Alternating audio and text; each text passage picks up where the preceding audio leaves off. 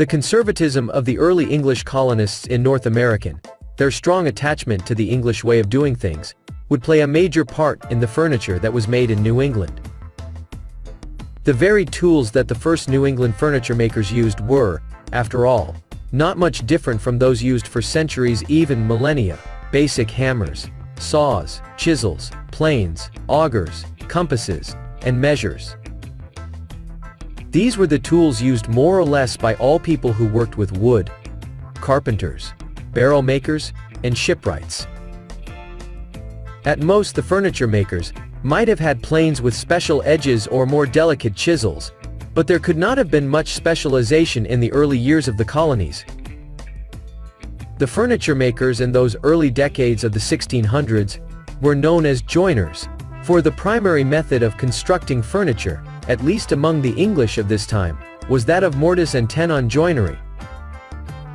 The mortise is the hole chiseled and cut into one piece of wood, while the tenon is the tongue of protruding element shaped from another piece of wood, so that it fits into the mortise, and another small hole is then drilled, with the auger thought the mortised end and the tenon, so that a whittled peg can secure the joint, thus the term joiner. Panels were fitted into slots on the basic frames. This kind of construction was used for making everything from houses to chests. Relatively little hardware was used during this period. Some nails forged by hand were used, but no screws or glue. Hinges were often made of leather, but metal hinges were also used.